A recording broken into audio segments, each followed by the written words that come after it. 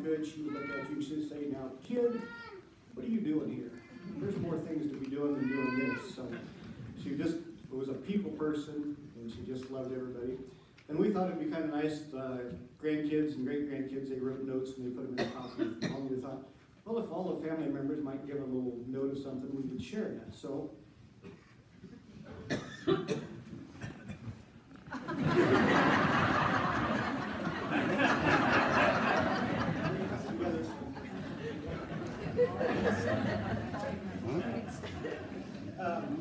if I asked you to give an adjective of what mom was to you, I'm sure we have lots of different ways to describe mom. And I've been thinking of this for quite a while because she's told me throughout her life all of her stories that she always talked about. But I've narrowed it down to two. The best way to describe mom and her life, not just mom but her life, are spoiled and blessed. Think about that for a minute and you'll catch on here as we go. She was spoiled and she was blessed. We're going to jump back to late May, early June of 1931. Her mom, Laura, was 41 years old. Her oldest daughter, Pauline, was 19. Her next daughter, Iola, was 15. She wasn't thinking about having any more kids. They had a parrot. We got it in 29. But, like I say, early May, 1st of June, she realized she was going to have another kid. So, this is where she starts to get blessed. She's born. Most kids, when you're born, you have one parent, one mom, I should say, maybe a sister. Well, mom had her mom, she had Pauline, and she had Iola. So she was spoiled. She also had an Aunt Daisy who didn't have any children, so she was spoiled there again. And she had a friend, Anna Mae, was a girl that's family kind of split up when she was about 16. And she come and lived with Grandma Day for a couple of years, so she graduated. So she also had Aunt May. So she was really spoiled. But at the same time, she was blessed. We're going to jump ahead to high school. While in high school, Mom had a couple of really good friends. Bev Smith, Helen Brooks, Kay Lance, and Patsy Lee Klesick. They spoiled her, but they also blessed her. About that time, around 1949, 1950, Mom at the movie theater sets her sights on a shy, innocent, clueless young boy from South Town. And as Dad would say, she started stalking him.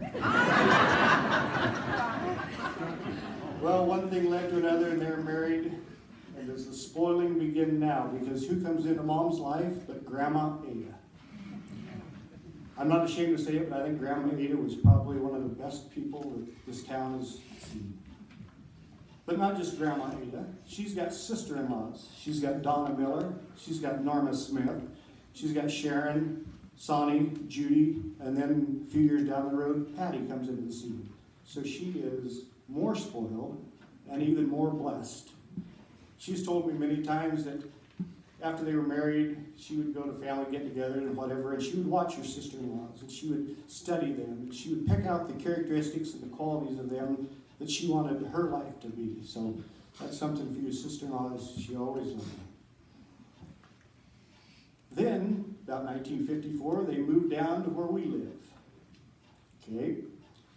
Not only is her sister-in-laws in her life, she now has aunts. Opal Johnson, Lucille Hilton, Vera Johnson, Helen Jones, and Aunt Frances Schultz. Now there's some women to be mentored by. I know Coach Osborne's famous for the mentoring program. But Mom had aunts that could mentor her and really give her life lessons, and that's where she started to develop her love of people, her strength in the community, just from those women in her life. Also, in her life, become her neighbors. She had Connie Andrews, Jan Andrews, Mildred Mills, Donna Trosner, Helen Sexton, Marie Sayre, Bernice Brooks, Jane Beals, Helen Brown, Phyllis Smith, Amy Brown, Mildred Etterding, Phyllis Brown, Eva Smith, Velma Sayre, Marie Allen, and Norma Bonshoff. Talk about a bunch of women that she could be mentored by and be spoiled by and blessed by. She had it all. Well, with Mom's life getting busy with kids and stuff, she was not really a Betty homemaker. She didn't like to sew, she didn't like to darn and fix stuff and iron. So what does a young girl do? You hire it done. So she comes to town and she finds ladies like Geneva Cherry, Iva Barnhart, Lucille Lamb. They did her ironing, her sewing, her cleaning. Just hire it done. That's what Mom did. At this time, she was working as a part-time nurse for Doc Minnick.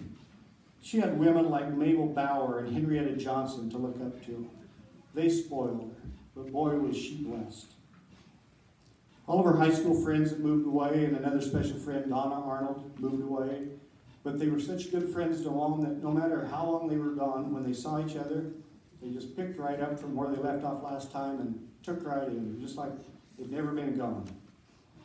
For the women of the groups that Mom was in, B Square Club, the card clubs, the after ball games, the Red Hatters, extension boards, the economic development committees, the senior center, and the church, most importantly, the women that are here today and that have been with Mom, she was so blessed to have you in her life. A couple other ladies that took care of us kids off and on were Weta Ross, Sarah Zabel, Phyllis E. Meyer. There's just so many women that Mom had that spoiled her, but yet blessed her. Singing ladies, sitting over here, Peggy Hilton and Gloria, she couldn't have asked for better friends than those. Another deal that's big today in the world of business is networking. Everyone's got a network. Well, Mom had networking down to a T way before we started talking about networking. Mom always told me different times when weddings or funerals or whatever that as a girl growing up, she would dream about what her life would be like. And she says, I could never dream that my life would be like this. A couple of stories about Mom. If I ask you, do you believe that you can take a peacock egg out of a bull snake without breaking it? It's true, I watched her do it. I was a kid, we always had chickens, and Mom had peacocks. She was always wanting to raise peacocks, so we'd keep the peacock eggs, and she'd have the chickens sit on it. And one day I went out, and the chickens were just going nuts, and I went in the chicken house, went into the east room where they laid, and there was a bull snake in the nest. I ran to the house, told Mom. She started talking to this bull snake like it's a friend. I'm sorry, you're not going to have my peacock egg because it's for me. So she said, I don't think he can bite me because it still hadn't closed his jaws yet. So she grabbed that bull snake and she slowly starts squeezing until she squeezed that egg back out of that bull snake. What does Scripture say about Satan? He's bruised by the woman's heel or whatever. Well, that snake got a little more than bruised that day. The other deal, she finally was able to hatch a white peacock, an albino peacock. And she kept that prized possession locked in the chicken house where the peacocks were for months and months, and I don't know, maybe a year, till finally one day she thought it was time to turn it loose. Well, Vaughn had a dog, a beagle named Lady. And Tam had a dog, a dachshund named Bridget. And it must have been, the chickens were white, they were always around, but the day Mom turned that white peacock loose was the last day that peacock lived. You always think that you've got your mother's love as you're growing up, and no more than when you're a senior in high school, and she says, you know, I don't think I need to spend the money to have someone take your picture. I can do it myself. So we buy a light blue leisure suit. And she's got her camera, a new camera, and she gets, I think, 4 rolls of 12 pictures each. And we stop at Twin Lake Bridge and take pictures. And we stop out here where Gary and Karen Gotch live, and we took some pictures in an area there. We go to the park, take pictures. Her blue Lincoln that she loved, I took pictures standing by that. Suit jacket over the shoulder, over the arm, all these poses. A few weeks go by and the pictures are developed. This is when you really find out how much your mom likes you.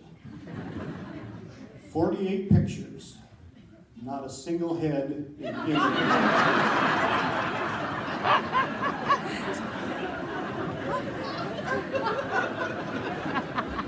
That's true love right there.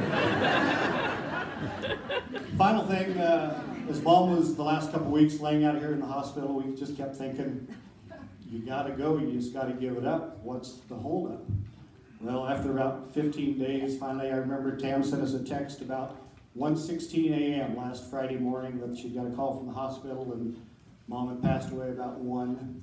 So I'm laying in bed thinking about, why so long?